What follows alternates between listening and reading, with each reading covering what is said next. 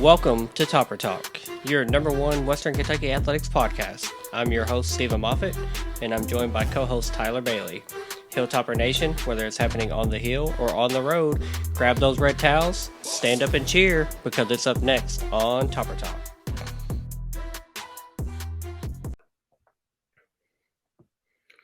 Welcome back to another episode of Topper Talk Podcast. As always, you can follow us on Twitter at Topper_Talk. Also, follow us over on Instagram. That platform is growing very quickly. And if you haven't already, slide over to the YouTube, follow us there. Really growing that content. Just recently became the most followed podcast in the WKU stratosphere. Got a little endorsement from Austin Reed. So, love to see that. We're going to continue pumping out the content that pushes us to the top in the WKU world as far as content and what you can expect from us. Tyler, man, welcome back. You ready to jump in and get into another episode? Man, you know I always am. I'm ready to break down these running backs that we got that's stable. Yes, sir. Before we jump in, to the primary focus of this episode, which is going to be continuing the breakdown series, and we're talking about running backs today. We are going to introduce a new segment to the podcast today, and that is going to be the Red Towel Wrap Up. And if you listen to the episodes, you listen to the intro, it says, whether it's happening on the hill or on the road, it's up next on Topper Talk. So we're covering all sports, not just football, basketball, baseball, volleyball, not just the big ones. We're talking about everybody. So we are going to have the Red Tail Wrap Up, which is going to touch base with every sport. And fall sports are now getting underway.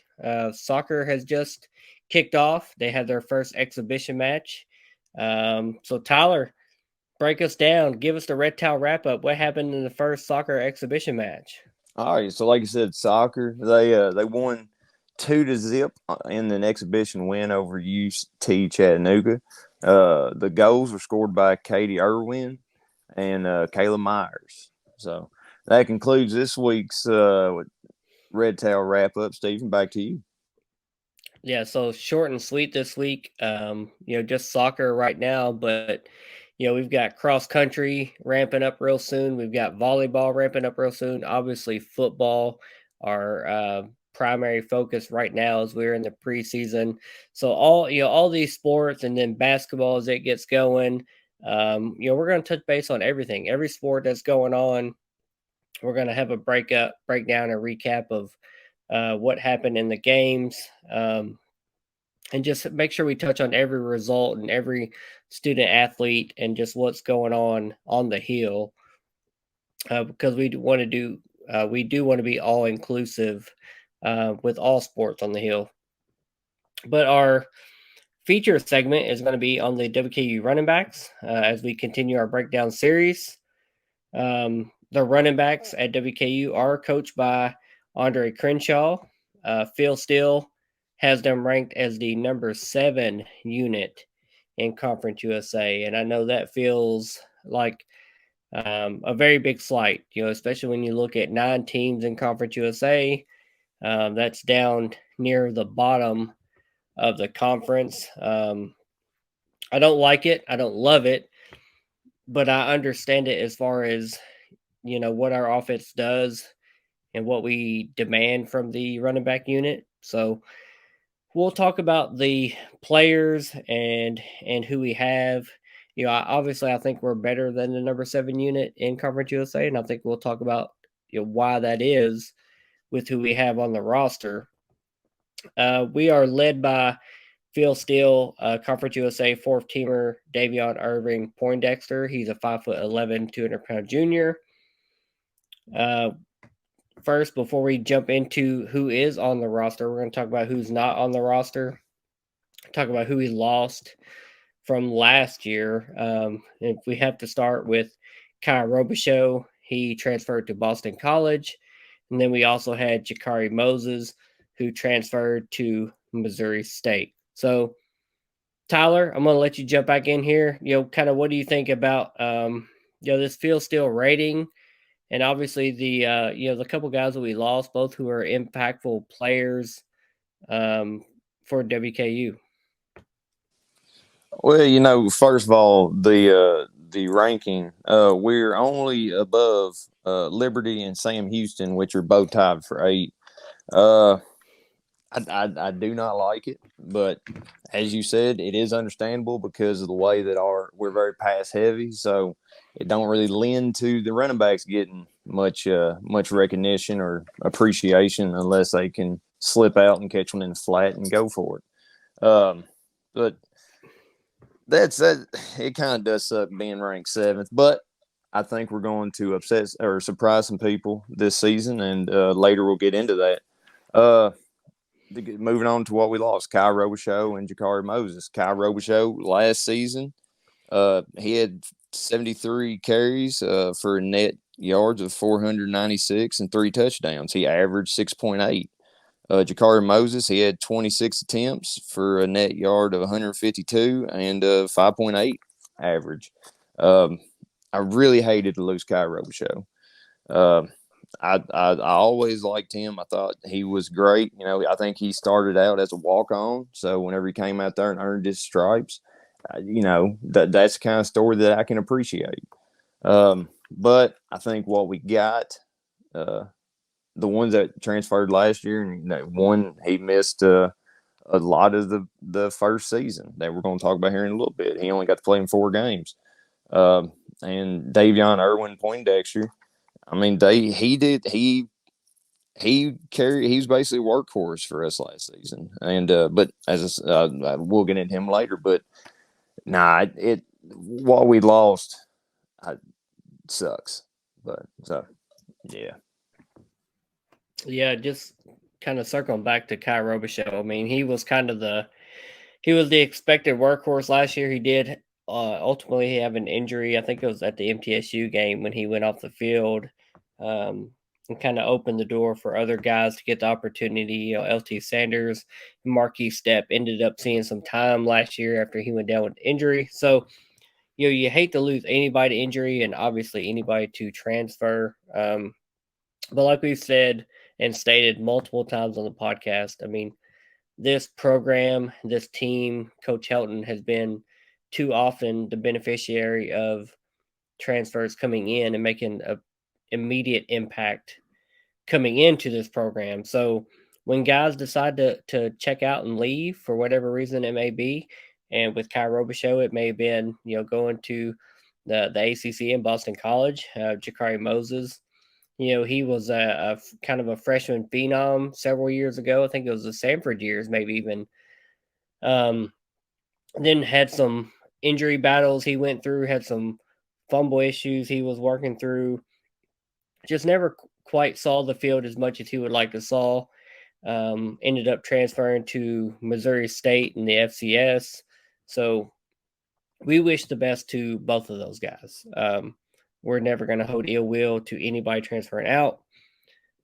We've been the beneficiary of too many guys transferring in, that it's just not fair for us to have any bad feelings against guys that decide to leave and check out quote unquote greener pastures for whatever their reasoning may be. We don't know what the reasoning is, but they've moved on. At the same time, our running back room has added some bodies as well. Let's talk about those guys. We added a transfer from Missouri that is Elijah Young. He's a 5'9", 188-pound sophomore, and again, come from the SEC, come from Missouri, so a little bit of pedigree there. If you're playing in the SEC, that's kind of the upper echelon in the college football world. Then we also added Corey Landers, who is a 5'8", 185-pound freshman from the high school ranks. I don't want to say you don't see that as much anymore, but it feels like adding people from the high school ranks. You kind of you're looking at transfer portal, you're looking at JUCO, you're just looking at so many other avenues anymore that those high school guys almost, I don't want to say seem rare, but when you sprinkle them in here and there, just not as common anymore. And I know with COVID years, etc., going forward, those will kind of come back more into play as those extra years of eligibility kind of dwindle down over the next couple of years. But that's who we've added to the roster. We also have on the roster a transfer last year who came to us from Nebraska by way of by the way of Southern California. That's Marquis Stepp, a 6'1", 230-pound senior, and we also have LT Sanders, a 5'8", 200-pound sophomore. That's also on the roster and in the depth chart. So, Tyler, give me your thoughts just on the rest of the depth chart there. We have Davion Irvin Poindexter penciled in to be the starter, according to Phil Steele. So, what about these other guys that we have on the roster?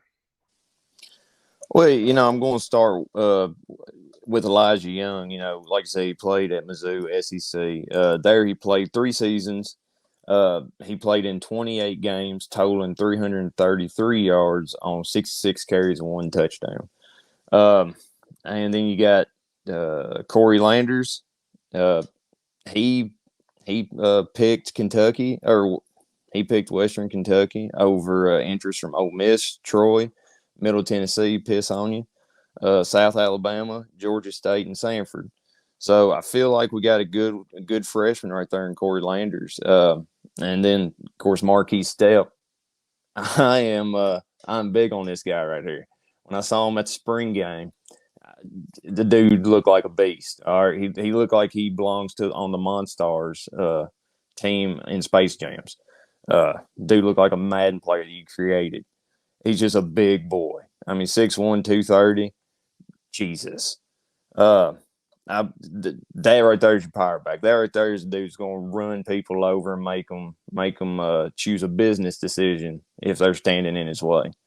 Um, I think our LT Sanders, he played 9 games his freshman year, carried the ball 44 times for 292 yards and a touchdown. So I feel like the depth chart is in our favor pretty good. I believe it's worth more than a 7 ranking in the Phil Steele, but that's my 2 cents. Yeah, I've got to agree. I mean, obviously, adding Elijah Young to the mix is a big add as far as experience and just depth. We saw what Davion Irving Poindexter could do last year um, in his role. I mean, he was secondary to Kai Robichaux at the beginning of the year. When Kai went down, he was kind of thrust into a starting running back role. Um, we got to see some of LT Sanders last year. He was a walk on at the time.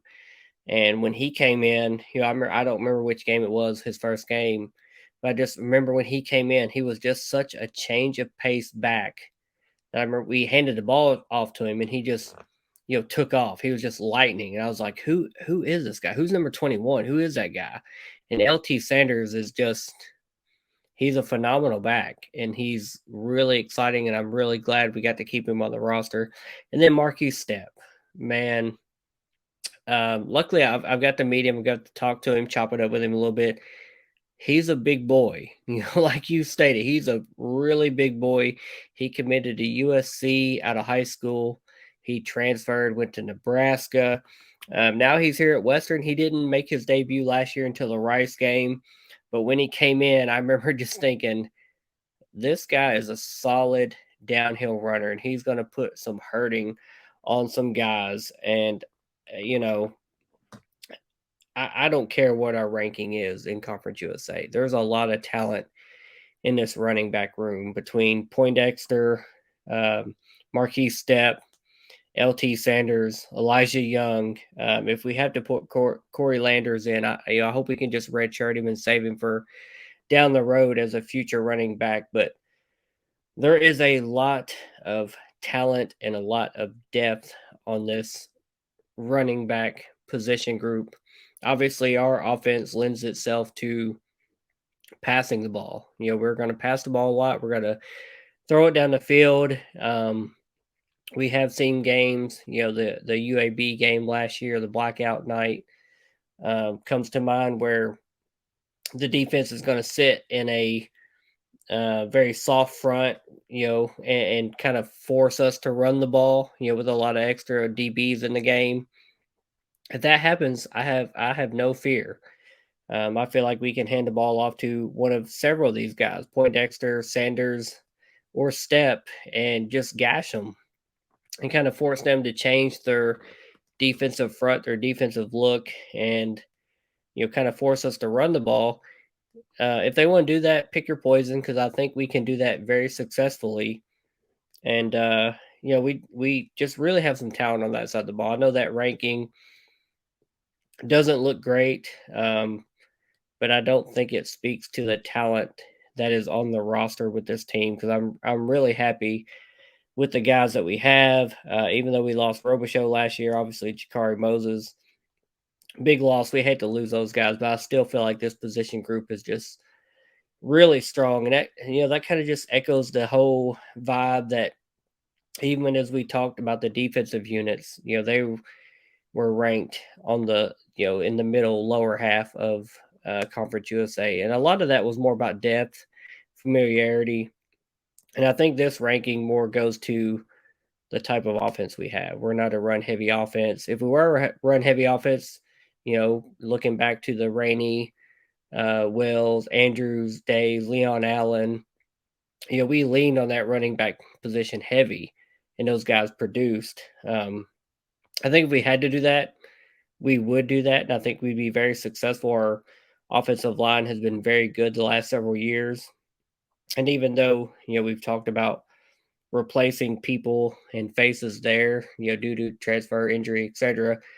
graduation, I still think we'd be successful in the run game, even if that was a heavier component of our offense. So I'm very happy, with the skill and the players that we have on our roster. I don't think we're the number 7 unit in Conference USA. Now, granted, the way we use them, if you want to look at yards, touchdowns, whatever it may be, to rate those units at the end of the year, maybe we come in around that number. I don't know, but the skill and the depth that we have in this position is just um, amazing. And again, it's much better than the ranking, in my opinion. So let's move into the questions that we have with every unit. Tyler, what would you consider the strength of the running back unit? The strength is we got a lot of experience in this group, including I believe it's 4 P5 schools. Nebraska, USC, Indiana, and Mizzou. Um, I mean, that's a lot of good schools to have experience from, and we got them now, and we also have a different type of running backs. We got you know uh, Poindexter who can kind of get around the edge and be gone, or you have Marquise Step who's just going to run it right in your face mask. So I think that's the kind of strength we got. Yeah, I'd agree. I would go with overall depth of the unit. Definitely, like you said, we have different styles of running backs. When I talked to Marquise Step a couple weeks ago, I even referenced the Thunder and Lightning days back to Lindell White and Reggie Bush, because he's that kind of big, heavy, strong running back that Lindell White was. And then we've got a couple guys in LT Sanders and Davion Poindexter that can kind of be that lightning, those quick hit guys. So, I really think the depth of this unit, as we can trot multiple guys out there for just multiple positions and series of the game, no matter the down and distance, etc. That's going to wear people down. They're going to expect pass, pass, pass from us, but we're going to sprinkle in some runs, some quarterback runs, etc. And I think the depth of this position is definitely going to be a strength of the unit. So, Tyler, what would you consider the weakness of the running back unit? See, I'm not really seeing a weakness in this group alone, other than I guess it just be our offensive style, the air raid. Uh, Other than that, I'm not really seeing much of a weakness from my point of view. I'd agree, man. I mean, when you pass the ball 75% of the time, without breaking down those numbers over the last couple of years, I mean, I think 75% ish is probably pretty fair to estimate between The Bailey Zappi years and now the Austin Reed years as we've progressed into the Tyson Helton offense. I mean, you're not demanding and or expecting a lot of the running back group. You're just kind of wanting that position to be a viable threat. And with a strong offensive line and runners that are capable of whether it's short yards, whether it's hard yards, whether it's catching you off guard and it's a third and long and they're expecting you to throw something short over the middle and you hit them with a screen pass or a delayed halfback draw, whatever it is.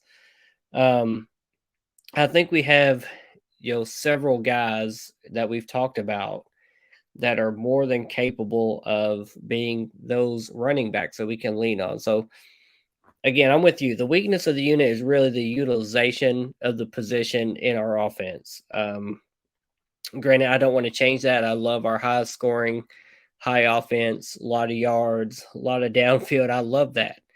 It sells tickets. It's Arbuckle and Kitley and now Drew Hollingshead. We love what they're doing. So we don't want to change that. But the running back guys are kind of the guys that, I guess, take the most loss from that because they're not getting a lot of carries. So when they do get carries, they want to make the most of it.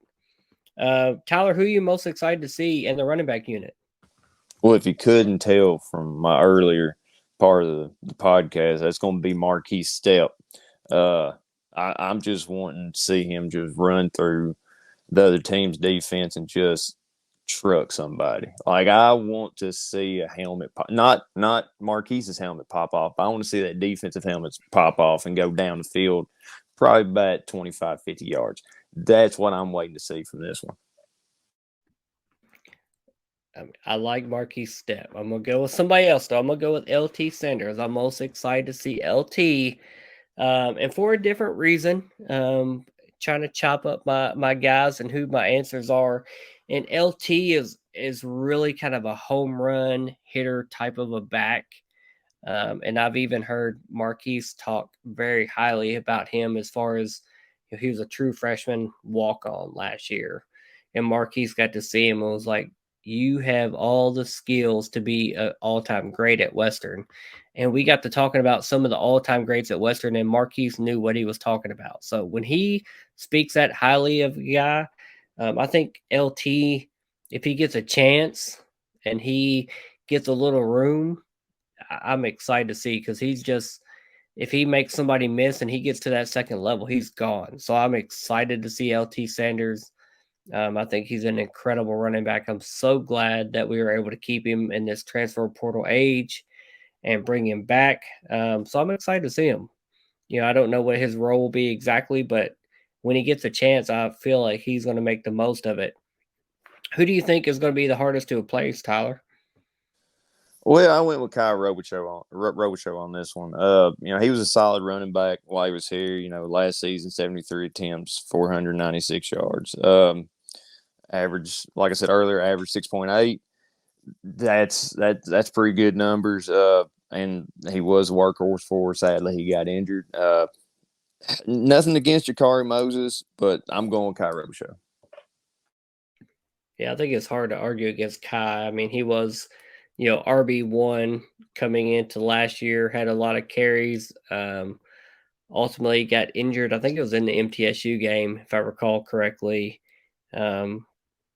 When he missed some time and missed, kind of multiple extended games. And we got to see Poindexter more. We got to see LT Sanders more and even Marquise Stepp later on in the year. So, Robichaux, it was tough to see him go, but it kind of felt like there was writing on the wall when you saw the depth that we had in the running back room once those other guys got to step up and take some carries. Jakari Moses, I mean, several years ago he was a Conference USA, first team freshman, so he just never really kind of got that opportunity to shine. He had some injuries that he dealt with over couple years. Had entered the portal before and decided to come back. So we were always glad to see Jakari Moses on the field, still with the team. representing the Toppers. Obviously, decided to go to Missouri State this year, so much love to him still. But Kyle Robichaux is definitely the hardest to replace as far as the productivity on the field. Even though we're also going to miss Jakari Moses in his last year of eligibility. Tyler, who's going to be your breakout player for the running back group? Now, I've talked about him a few times in the past. All right, in this episode, it's going to be Marquis Step again. As a man who cheers Tennessee Titans, this guy right here could be like Derrick Henry. Just running straight through him. People try to tackle him. He makes them miss. He drags them along with him. If he can stiff arm someone into the dirt, I would lose my mind. Good.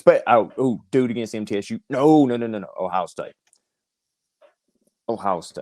But no, my breakout player. He only played in 4 games last season, so this is kind of like not a redemption tour, but kind of like what we could have seen last season for the whole season. So that's my breakout player. Yeah, I'm gonna echo your sentiments, and I'm gonna go with Marquis Step as well. I know kind of he was in the position to possibly be running back one last year. I think he was kind of a late arrival on campus with his transfer, and possibly could have started the year as running back one, but had an injury concern and ended up missing some time.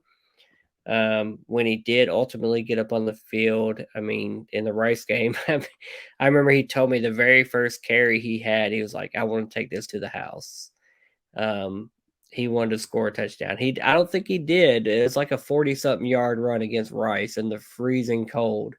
But that kind of first glimpse at who he is and who he could be, um, really kind of made me excited for what he could be as a full-time starter.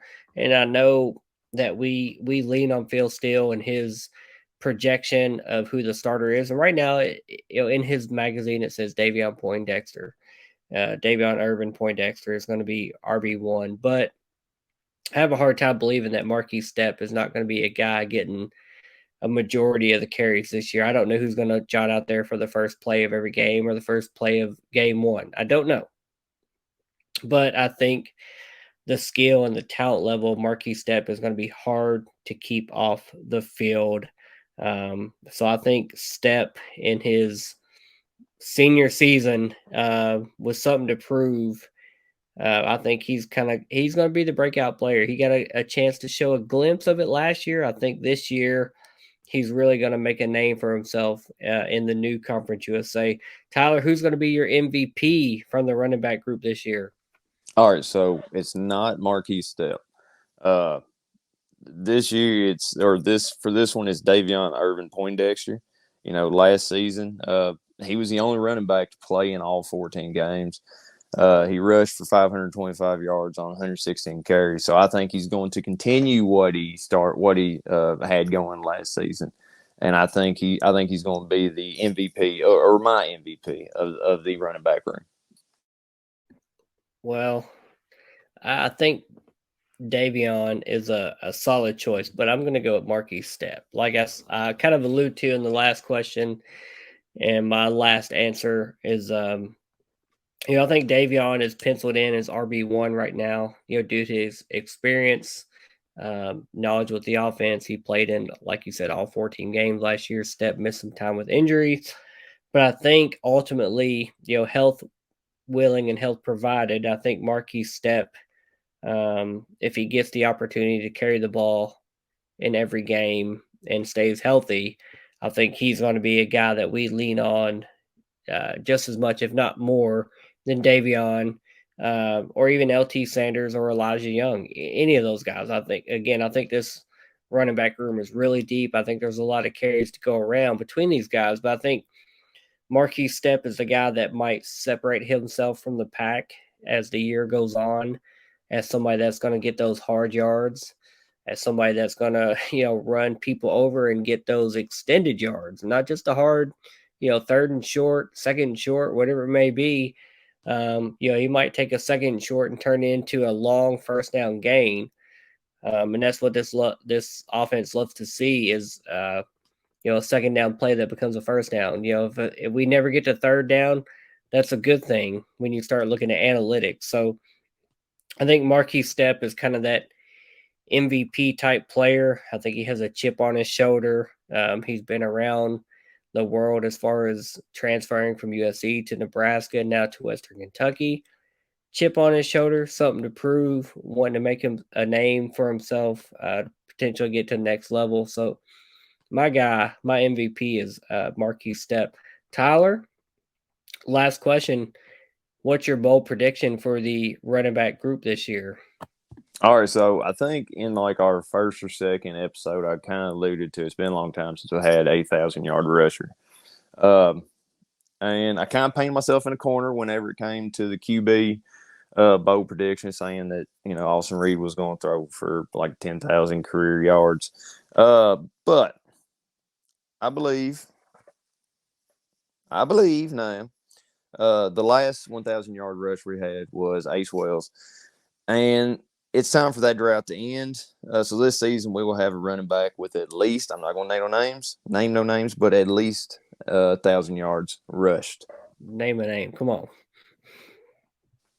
Marquis Step. All right. So I'm kind of with you. I think we have a stable of guys that are complementary to each other. Davion and Irving Poindexter are kind of those lightning fast guys. Step is that just run you over type guy. I think we could have somebody that eclipses 1,000 yards, and it could have happened last year. Robichaux hadn't got injured; he was on a good pace those first several games and getting some carries.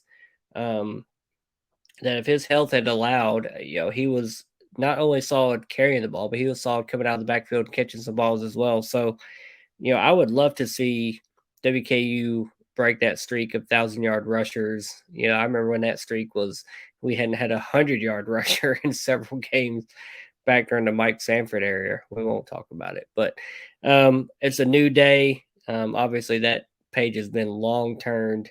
I think we very well could be on the doorstep of having another 1,000 yard rusher, and then an offense that's going to have, potentially a 4 or 5,000 yard passer, a wide receiver and Malachi Corley that goes for 1,200 plus yards.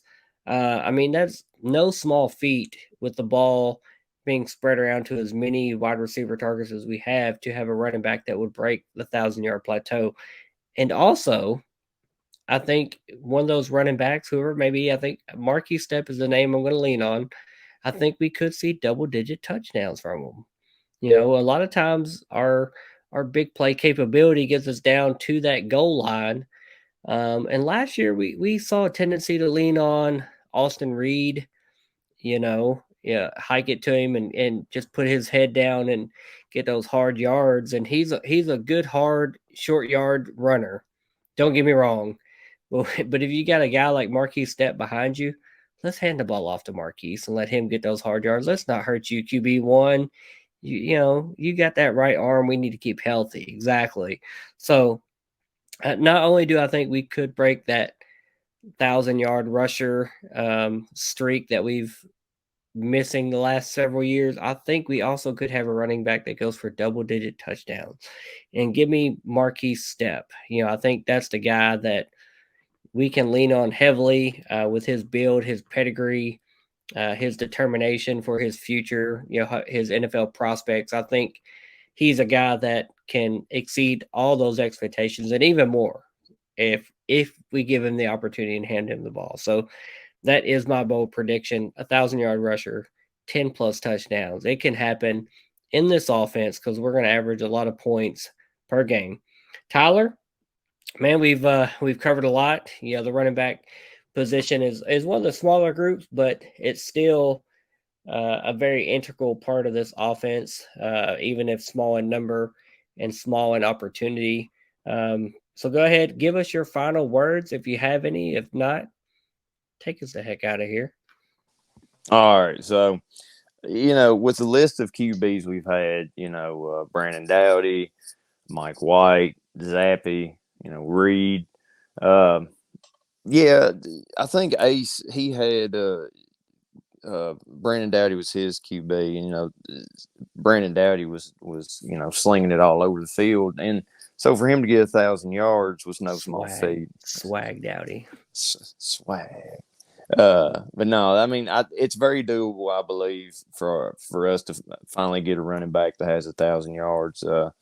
And because of the way our offense goes, like you said, our running backs just don't get the type of love that or the attention that they should. And I think this year, this group is going to do some big things. Now, with that being said, I am fearful every time a running back, thanks to Leon Allen, whenever I was there at the field, whenever he went out into that flat, he caught that high pass, came down, and his kneecap got broke. Right, I know his leg got broke. It was horrible sitting there watching that happen. So every time I see one of them halfbacks kind of bubble out into the flat or go into the flat, and I'm like, oh no no no no no no no no no. But I think this running back room is going to do good. MTSU. We hate it that you lost another Corey Landers.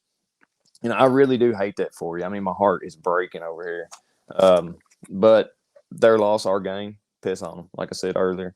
No, I'm excited for this running back group. I think they're going to do great things. And with that, I will say, Steven, who has it better than us? Tyler. Nobody. Nobody. Go Tops. Go Later, Tops, y'all. guys.